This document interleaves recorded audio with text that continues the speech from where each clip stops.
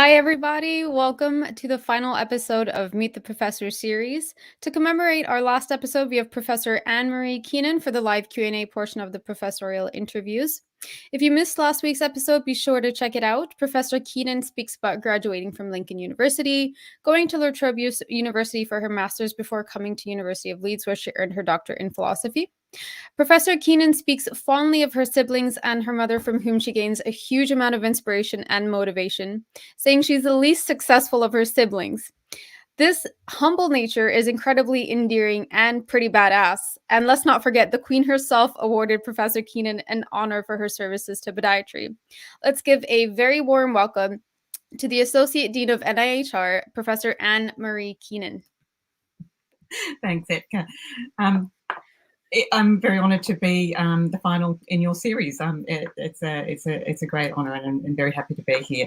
I'm just having some difficulty, so forgive me if I'm trying to get my screen up for my PowerPoint slide, but every time I do it tries to change the slide.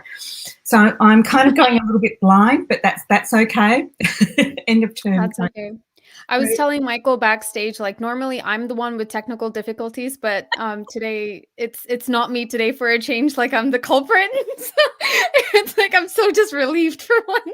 No, it's definitely me. Oh, it's so nice. So what will you be talking to us about today? So just following on from what we discussed last time, I thought I'd kind of drag out an old presentation, but it was still a really important one, which is around the prevalence and impact of foot osteoarthritis, and just to give you a bit of an idea about the kind of approaches that we used in terms of trying to look at the impact of foot osteoarthritis, or well, of osteoarthritis in general, but specifically to focus down on foot osteoarthritis, on the quality of life for people with arthritis. Nice. I like how all the medical profession is just very much gearing towards the quality of life, and instead of focusing just solely on the diseases and conditions, you're focusing on the patient more and how it's going to be impacting them and their mental health. And I think that's just such a fantastic move forward. Yeah, and I think that's finally being reflected in how we treat patients, but also in kind of we see a lot of researchers kind of looking at not just how to do things, but how to do things in the context of what matters to patients. Yeah. And I mean, like, we're here to help the patients at the end of the day. So I think it's kind of more, it's very logical to kind of follow suit and say, all right, well, how does a patient genuinely feel when they're going home and they're by themselves and they're with this condition, they're stuck at home? Like, what's going on? Like, how can we alleviate some pain there? And I remember we discussed pain in our interview last week as well. And that's specifically why I wanted to talk to present what we've done in terms of how because osteoarthritis tends to be driven a lot by pain. It also tends to be driven by kind of drug, so pharmaceutical kind of offers, where we know that a lot of the drugs don't work. Certainly pain relief does help, but it's kind of the things that pain does, which actually are the huge impact on people with arthritis. Yeah, absolutely. While we have this time, actually, I just wanted to go back and so we've had this like lovely person called Rob Menzies. A big shout out to Rob. He's been so interactive with our Meet the Professor series, and he's left some wonderful questions and comments. And the one I wanted to read while we've got some time is he said, great discussion. So our last week's discussion, great to see some interesting perspectives of where we are, where we need to be as a profession. Interesting to hear the thoughts of opening the box to unexplored boundaries, which podiatrists can avail themselves to when often many think we should stay in our lanes and not expand our horizons. As far as gender equality and race equality is concerned, being a representative on the Doctoral College of Ulster University concerning Athena Swan, I think this is the first time I've heard it in conjunction with podiatry, and it should be something that universities and trusts in the UK should adopt. Hopefully, He's also mentioned Ganesh as well can do something in this role. And it's really lovely to see that his comment is connecting a lot of people together on a very, very critical issue. He says, however, I'm not sure if this is in his remit. Would love to see Professor Keenan drive forward with these changes within the profession. That being said, I'm not happy you caused me to walk an extra 1 kilometer whilst watching this, but every step counts. So I thought that was a lovely comment. Oh, that's great. It's a public health message. Keep walking. Yeah. No, that's fantastic. And I think so we're in discussions with College of Podiatry, with the Australasian Podiatry Association, and with the New Zealand, well, with Australasian, which is has Australia and New Zealand, to try and come up with some solutions around the profession that aren't just based within universities. So the Athena Swan, for those of you who don't know, it's around trying to do some positive actions around specifically gender diversity, but also other protected characteristics. But it's very university focused, and I think some of the solutions absolutely lie within the profession and the professional bodies. And so we're actually working with the college and with the with both colleges to try and do something. A lot of that will be around role models, will be around some positive actions. When we had a look at some of the issues about things like, you know, we have a very female dominant profession, but when you look at some of the committees, they're not representative of that. So I think there's some work that we absolutely can do within the professional bodies. Absolutely. I couldn't agree more. On that note, shall we get into the presentation? That'd be great. So, right, so I really want to talk to you about some of the things that I mentioned last week around the prevalence and impact of osteoarthritis in general, but also particularly in the foot, and talk to you about some of the work that that we've been doing at Leeds. And just to really recap very briefly, we know musculoskeletal conditions are common. They're the single most common and one of the most expensive diseases to treat. And we know that certainly they're more prevalent in women compared with men. And while that prevalence is absolutely tends to be over the age of 50, we know, and this is becoming more and more obvious, that this is not a disease of aging. And one of the problems that our patients often say is that they'll have, you know, midfoot osteoarthritis in the left foot and not in their right foot. And people, GPs particularly, will say that, but it's it's a part of the aging process. But their other foot hasn't actually. It's the same age, but doesn't have the same pain.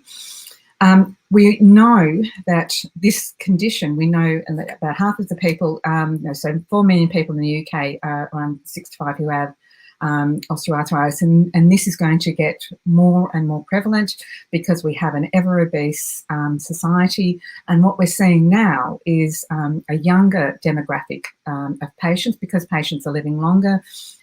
Patients who with osteoarthritis who are requiring surgery are needing it much younger. So where a lot of surgical procedures were looking at kind of having only one joint replacement, we're now having to come up with joint replacements that that will either be able to last longer or will replace a different joint replacement. We also know the diagnosis is slow, and we know this particularly with midfoot osteoarthritis, that patients will go to the GP with midfoot pain and they'll say, yes, whatever, and we know it's the same for knee, but often they'll see on average their GP 4 to 6 times before they actually get any diagnosis. And as we were saying before, that the treatment tends to be on pain, and part of the work that I wanted to present to you is that the pain is important, but it's not the most important thing as far as patients are concerned. And part of the problem is that the osteoarthritis has really been poorly defined. It was kind of thought to be kind of this wear and tear based on X-ray diagnosis, that you had joint narrowing. So it's considered to be kind of pretty much a kind of cartilage problem, and that you then got bone spurs. And so the idea was you had something that triggered the joint a problem in the joint that led to bone stiffness, it led to cartilage loss, which led to joint narrowing, and that led to their clinical symptoms. But the problem is that that doesn't explain the pain. And we know, we can see people, and I know many of you will have seen people with the most outrageously horrific x-rays that don't seem to have pain, and similarly people who have so much pain but nothing really evident on x-rays. And part of that is we know now that it's not just a wear and tear disease. It's actually a whole organ disease, and that's really important that we encapsulate it as a whole organ disease. So it affects not just the cartilage and not just parts of the bone. And the definition now is it's a syndrome of joint pain accompanied by functional limitation. And that which reduces the quality of life. And so there's been an acknowledgement that it's not just wear and tear. We also know that inflammation is absolutely evident in osteoarthritis, and we see this on ultrasound, particularly on Doppler ultrasound, where we see the presence of synovitis and inflammation, and we also see it when we do joint aspiration. And absolutely see it in terms of inflammatory mediators. So we know that it's not just a wear and tear issue. And as Jill Halstead has her work has indicated, that there's also this great link between bone marrow lesions, bone marrow edema, so stress of the bone, and that strongly correlates in the foot between pain and between symptoms. And we know from Jill's work that we can change some of that bone stress, and particularly the bone marrow lesions, with things like mechanical things such as orthoses. So I just wanted to have a chat about some of the things that we've done in looking at the prevalence and impact of foot osteoarthritis. And this was part of a very large survey that we undertook at Leeds, and it was around self-reported joint pain in the community. And we surveyed over 16,000 people over the age of 55, and we got them to fill out questionnaires based on, so they had to fill out a mannequin saying where their joint pain was, and then we got them to fill out questionnaires around how this impacted on the activities of daily living. And from that, we're able to indicate how common joint pain was, self-reported joint pain was across the body. And the prevalence estimates that I'll give you are, the numbers per 1,000 within the population. And what we found is that joint pain was evident in nearly 40% of people over the age of 55. So it was not ubiquitous, but it was very, very common. And in the previous paper, we've got quite a lot of information around the different sites. So the most common site by far was the knee, but the hip, followed by the hip. But the foot was incredibly common, self-reported foot pain. But it very, very rarely occurred in isolation. And this is one of the really important things that I want you to take home, that even though people who have foot pain, foot joint pain, it may not be the most important thing that's kind of causing them problems. But most importantly, it won't occur in isolation. It only occurs in isolation in 1 in 11 people. 1 in 11 people who have foot joint pain will only have foot joint pain. And it's quite interesting. So when you look at when they have foot joint pain, what are the different joints that they'll have it with? And by far the most common combination is they'll have foot and knee pain. And one of the problems that we see, and one of the issues that I had when I first went to Leeds is that one of the rheumatologists that I worked with, and someone who I respect enormously, who's an osteoarthritis expert, was saying, don't see much foot OA. And the reason he doesn't see it is because as a rheumatologist, he only gets people kind of when they're almost at end stage. And he's much, much more likely to see people with knee pain. And we know that knee pain has a much greater impact than foot pain. But when you're seeing a consultant for only 5 minutes and you've got several different problems, the thing you're going to focus on is the thing that's the most impactful. And so we know that that people do tend mostly to talk about their knee. So knee and foot are the most common, followed by knee, foot and hand. And we think that there's kind of some correlation around, if you're overloading, think of the mechanics. If you're not walking properly, then, this can have problems elsewhere. Certainly with knee, if you're having trouble pulling yourself up from a chair, that again can impact on the hand. So we know that these are all related. The next most common one, which is a really terrible one to have, which is knee, foot, hip and back. And we know that people who have this combination are 67 times more likely to have problem walking upstairs. So it's a really bad combination. And one of the things that we absolutely need to focus on is trying to treat not just a joint in isolation. And just to say that absolutely we know that the impact of foot OA will exponentially increase other joint problems. And so the message we have to kind of the rheumatologist community is that please look at the foot, because the foot will create additional burden, and additional burden that's more than just additive. And for a podiatrist, it's please look at the rest of the body, because the foot won't be the only problem there. We then took this, and this was just to my great shame, this was only published a couple of years ago. We then looked at just the people with foot pain, and the really important thing was trying to define the impact of foot pain. And we know that compared to an aged match and gender match population, that those people with foot pain, the impact that they have on their activities of daily living is substantial. We know that they're 2.5 times more likely to have problems standing and walking. They're 1.7 times more likely to have problems climbing stairs. And again, they're going to be have 44% more likely to have problems rising from a seated position, which is something that you don't necessarily associate with foot OA.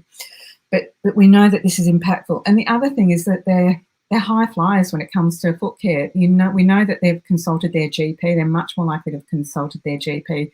They're much more likely to have seen a hospital specialist. They're much more likely to be taking prescribed medication, including non-prescription painkillers. And so we absolutely know, and not work on presenting here, but we know that people with foot osteoarthritis really struggle in terms of getting appropriate care in care pathways. And I think a big part of this, particularly in the UK, is because GPs just don't know what to do with them. They think it's kind of a fairly benign condition.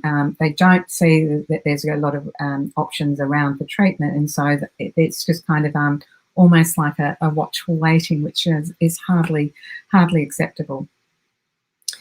And so then I just want to talk to you about, the things that matter to patients with OA. And this is what I was referring to last week. And so what we did was we wanted to explore what were the psychosocial and physical influences on the quality of life with people with osteoarthritis. So we did this for osteoarthritis in general, but the data that I'm presenting you today is just the people with foot osteoarthritis, so this is specifically to the foot. So we sent a questionnaire out to a large number of people in the community with osteoarthritis. We specifically looked at both those in primary and secondary care, and they had to have confirmed diagnosis of osteoarthritis rather than self-reported for this particular study. So what we did is we gave them a number of questionnaires. We gave them the mannequin again, a number of questionnaires, and we measured the quality of life using a disease-based needs, a disease-specific needs-based quality of life questionnaire called the osteoarthritis, the OA qual. So the modelling that we ended up with was 128 people from a variety of, I think I've got the gender split, so slightly more men than women, but still, again, a wide range of ages. And what we looked at is we knew that there were things that we could identify from the OA literature that were thought to be and did contribute to quality of life, and that particularly was pain, but also function or physical ability, comorbidities. So we know that people with osteoarthritis are likely to have not just osteoarthritis, but a number of different comorbidities, and as they age or as the disease progresses, that's likely to become even more significant. We also identified those things that were driving the quality of life in general literature. So we know that age has an effect on quality of life, and that can be both positive and negative. The psychological factors, depression, anxiety, for example, things like disease duration. The longer you've had the disease, the more likely it is to impact on the quality of life. And then we also interviewed 44 people with osteoarthritis. Again, a variety of sites, variety of ages, and a variety, and both male and female. And they were saying the things that really impacted on them was their ability to participate in valued activities, absolutely joint number and location, and things about being feeling abandoned in terms of they didn't see what treatments were available. And one of the great sayings from me as an Australian was, "There's naught that can be done," and I apologise for that terrible accent. So we pulled all of these together, and we use this thing called structural equational modelling. And I don't particularly want to bore you with statistics because I know your eyes will all glaze over. But for those of you who know a little bit about statistics, if we say, does one construct like pain, does that influence quality of life? Of course it will. But it by itself. So we want to know, well, how much does it, compared with other things? So to do that, we use just correlation. But if we wanted to say, well, what about pain and what about anxiety? How do they impact? Then you can do things like multiple regression. But this thing called structural equation modelling is, apart from being very visual, which I just love, it gives you an idea of how all of the different factors interact. So I just want to point out a couple of different things. So this is a model, and this is the model that we started at. So these are the factors that we included in our basic model. And so so when you have a look, the red circle, so the quality of life is what we measured using the OA qual. And the 0.76 indicates how much the model explains. So basically, if you had a value of 1, that would mean that everything was absolutely explained in this model, which is highly unusual and a little bit questionable. So we can find out how good our model is overall. When you have a look at these things like the weightings, this will tell you how much is explained. So in this particular example, if we look at this, it says 0.55, again, 1 being perfect correlation. It says that anxiety contributes quite heavily, which at 0.55 to quality of life. So being anxious, really does contribute quite significantly to impact on the quality of life. The other thing that the model tells you is forward and backwards relationships. So it tells you whether or not what's driving what. And so, again, it's this great visual explanation of really complex stats, and again, which is why I like it. And this is the model. This is the model about how does foot osteoarthritis, the different physical and psychosocial elements, how do they impact on the quality of life? And I'll go through and explain it. It's very pretty. It's very colourful. So if we break it down, the really important thing is that if we look at the model is actually explained. So it's 0.85, which means it's a very well explained model. So what we've included in here indicates that we've probably got a model that's pretty good at explaining the impact on quality of life. Now, if we have a look at the things that directly influence quality of life in people with foot osteoarthritis, it's quite interesting. So we know that age has a direct influence, but if you look at the weighting, it's only 0.18, so it's not huge. It doesn't explain a lot of the impact on quality of life. we look at function, that certainly does. So 0.34 explains quite a lot of problems. So if people aren't able to do things, that impacts on their quality of life. And if we look at anxiety, anxiety is the big one. Anxiety, people who report anxiety really have a diminished quality of life.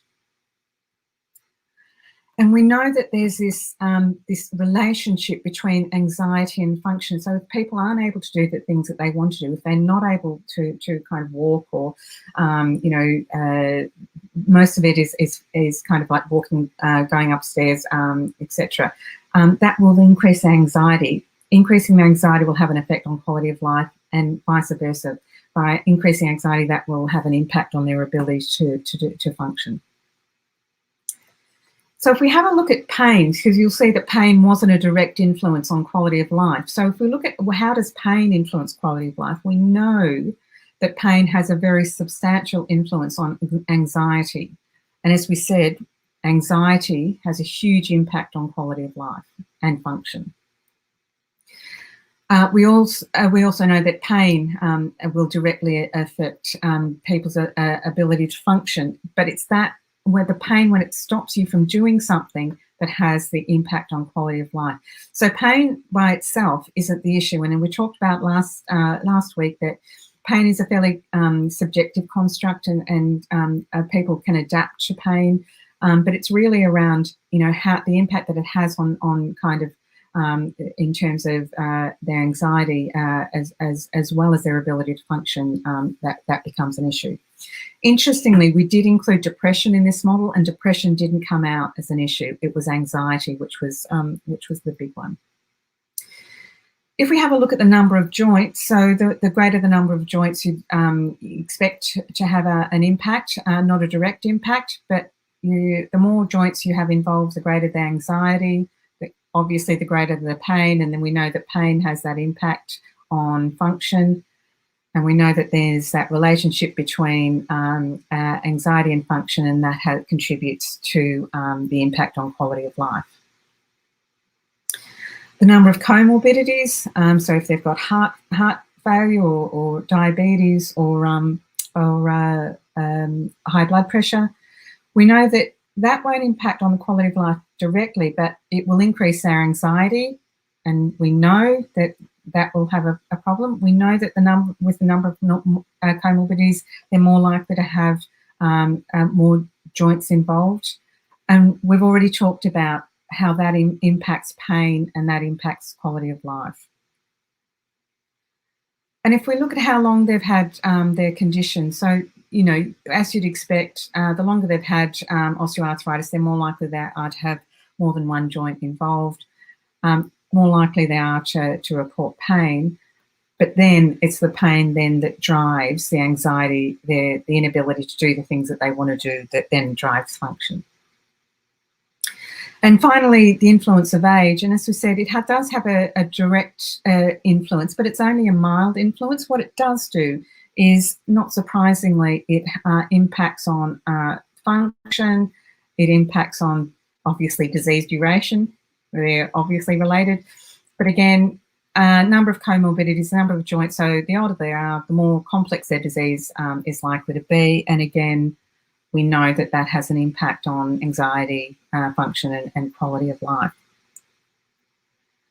So just in terms of kind of bringing this all together, so we know that if you're looking at the things that are really important and the things that influence quality of life in people with osteoarthritis, and particularly, and this is the same in people with osteoarthritis, no matter what joint, but those with foot osteoarthritis, we know that age, ability to do the things that you need to do to function, and age have a direct impact on quality of life. Again, we know those that have more joint involvement, we know that it's impacted on their ability to do things from our previous work, but we also know that it really does impact the quality of life in terms of they involve reporting greater pain and higher levels of anxiety. And again, those with more than one disease, who are a number of different diseases, are likely to report higher anxiety levels, and again, that's going to impact on their quality of life. And the big take-home message, I think, is the importance of anxiety. And really, when we look at kind of where people feel abandoned, where they feel like they're not getting treatment, or there's nothing that we can do, even though we know there are a number of positive and successful treatment options for people with osteoarthritis. This is a really important driver in terms of trying to manage this patient group.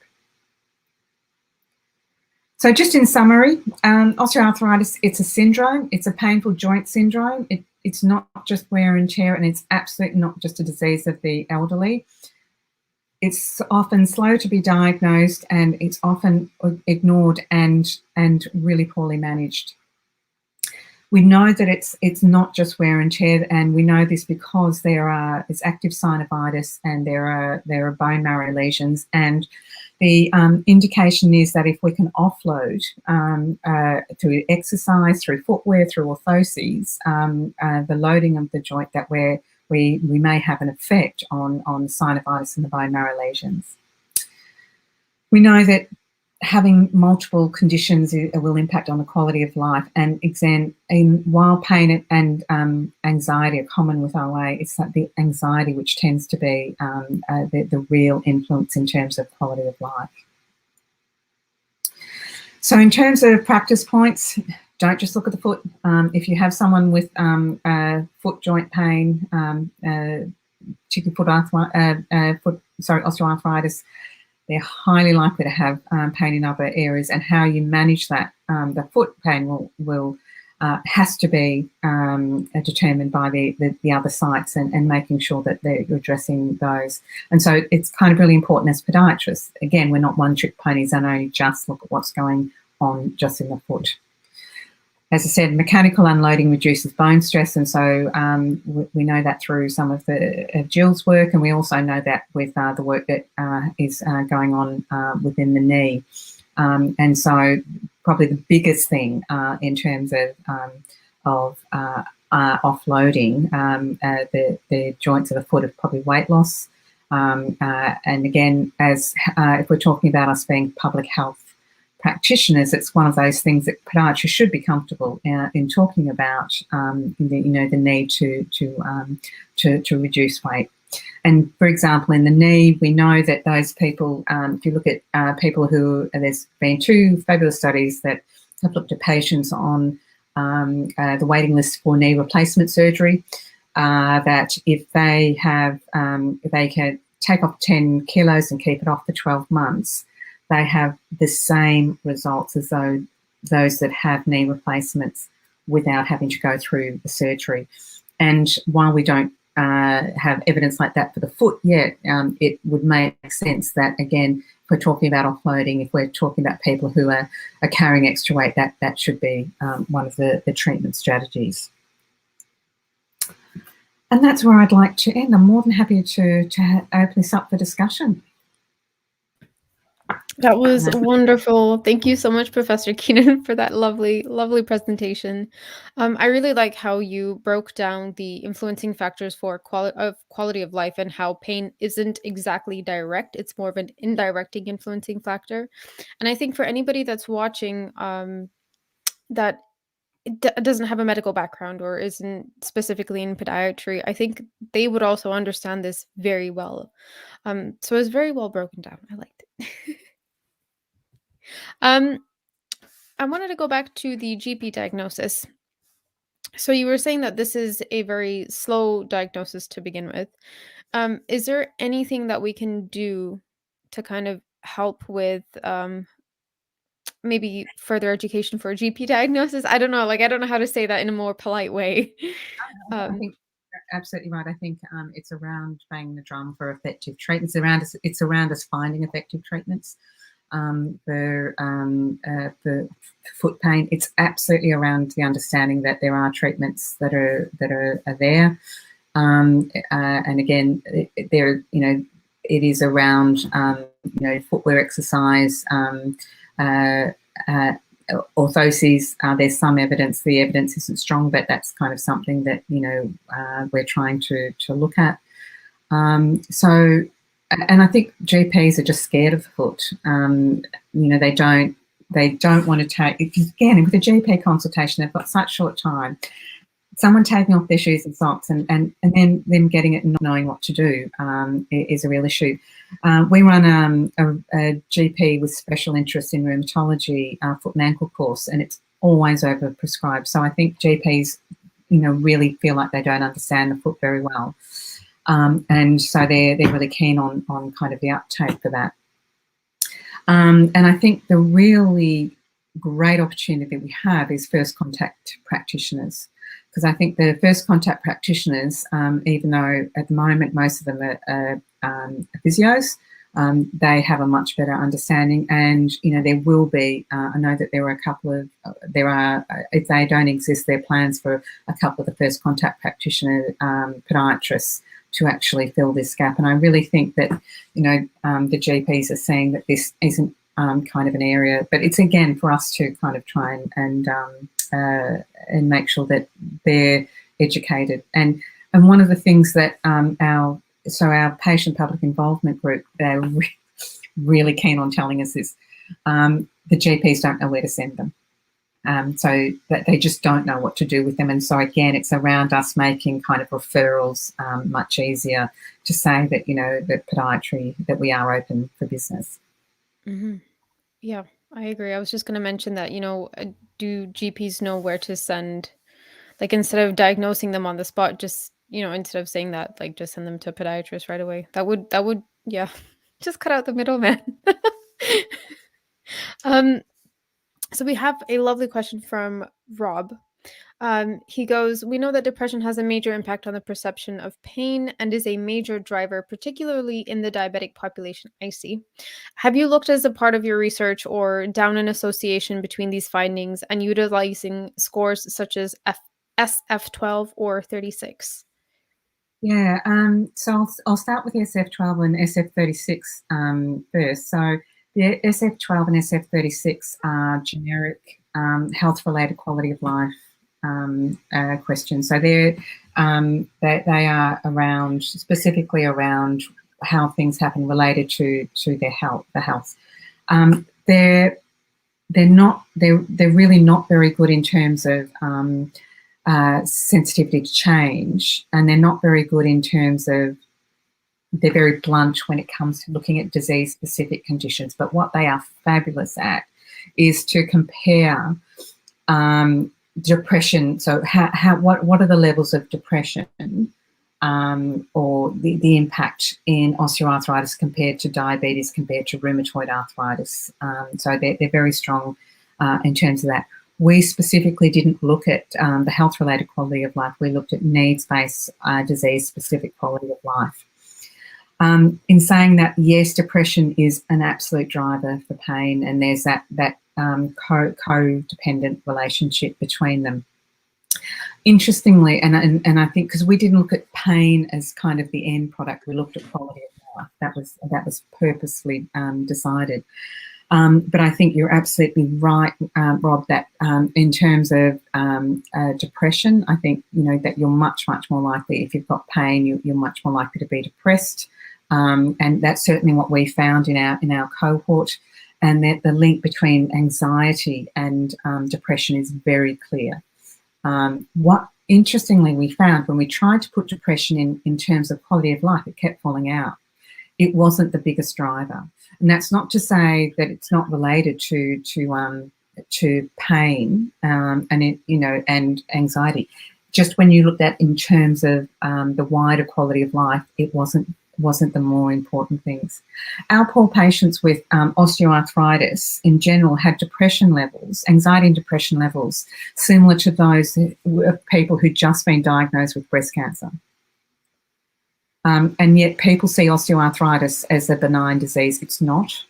It has a huge impact on kind of well-being, and particularly a huge impact when people feel like there's nothing that can be done, when we know that there are things that can be done.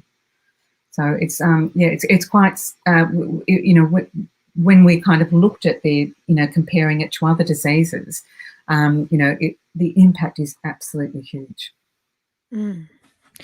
That was fabulous. Rob, I hope that answers your question.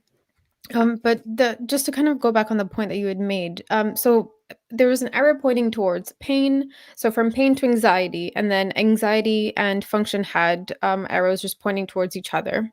But then would there be one for pain and depression, and then depression and function? Would So the beauty of modelling, and the critics would say the witchcraft of modelling, is that depending on the construct that you can use, that you can model things to see whether or not they work.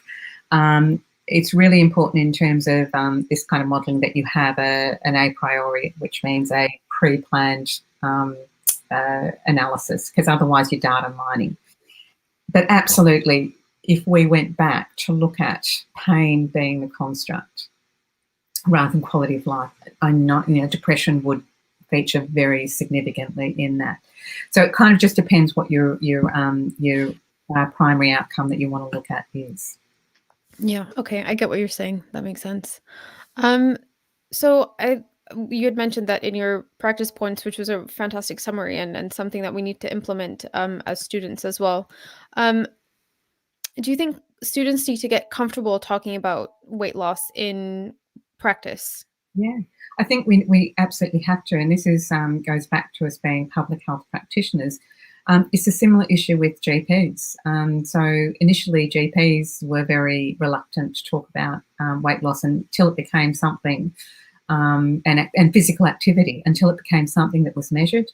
And I think part of that is, hey, I'm overweight, and part of it would be like me telling someone to lose weight, that we kind of feel a little bit uncomfortable with that. And but I think that we need to, we can also look at that being, an empathetic way of kind of linking into the patients. And I think one of the really good ways of explaining is exactly how I explained it before. Look, the evidence says if you lose 10 kilos, if you've got knee replacement, you lose 10 kilos and keep it off for 12 months, you won't have to have surgery. You don't have to go through all of the problems with surgery, and kind of, I think, put it back onto them. So I think we need to kind of learn how to have those conversations. But absolutely, it's silly for us not to, when we know that weight loss is really important. Absolutely. And I think it is linked to depression as well, the whole connection with weight loss. We have another question from Rob. He says there have been some interesting studies looking the impact of physical activity and depression. I know I am focusing on this. Do you think by instituting a structured exercise program, do you think this would help in overcoming some of the barriers to starting or recommencing normal activities? And how would you overcome these barriers you identified in your SEM? Great question, Rob, because I think you've hit the nail on the head, in terms of, we know that exercise has a huge impact on depression and anxiety, and general wellbeing. We know that exercise, both aerobic and strengthening exercise, has a positive influence on osteoarthritis outcome. And so the idea of actually looking at some kind of intervention in terms of a structured exercise program, which is what they do for knee osteoarthritis, we know that has a huge impact. So for those of you that don't know, the ESCAPE program is a knee osteoarthritis program over 12 weeks, which targeted structured group activities to try and get people doing exercises. And it's not just for knee, so it's obviously around a lot of quad strengthening, but it's also around general activities. And the benefits are huge. And what they initially did is looked at physios doing it. And of course it worked, but no NHS trust is going to take the 8 million people with osteoarthritis and give them a 12-week physiotherapy intervention. It's just not economical. But what they've done is they've put that more into community prescription, and so it's either peer-to-peer approach around structured activity, or it's kind of a trainer or people in gyms, and so I think this is absolutely exercises is the new magic bullet that we tend to kind of forget about and look at and this is in general terms of managing patients. Absolutely. Rob, I hope that answers your question. I really do like that. That's really beautifully put. If you have any other questions, please send them in the chat box. I'm beginning to think it's only Rob, Ektaa, and I think I should speak more directly to Rob. Like, Rob, if you have any more questions. We do have some from Cat, though. So going kind of like a little bit back, you said that slow diagnosis is one issue, but then also, is there not enough evidence base to support, I guess? Would that also influence a slow diagnosis? I think the diagnosis is. I think people still revert to the diagnosis being X-ray driven, and we know that, as I was saying, people can have really disgusting joint presentations on X-ray and have no pain. So it's around. I think the diagnosis should be around kind of a fairly straightforward, symptoms, history, palpation, and that's that's critical. I think the real struggle that we have at the moment is strong evidence base for treatments. Okay. So that if you go to the NICE guidelines, so the NICE guidelines include the foot.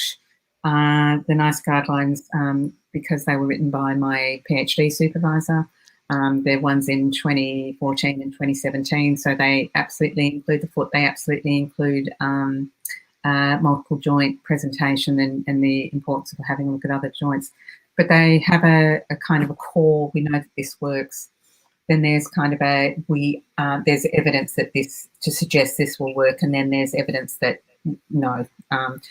So I think the part of the issue around orthosis footwear is that it's still there's indications that may work, but it's still not strong enough. So we absolutely need to do more work in this area.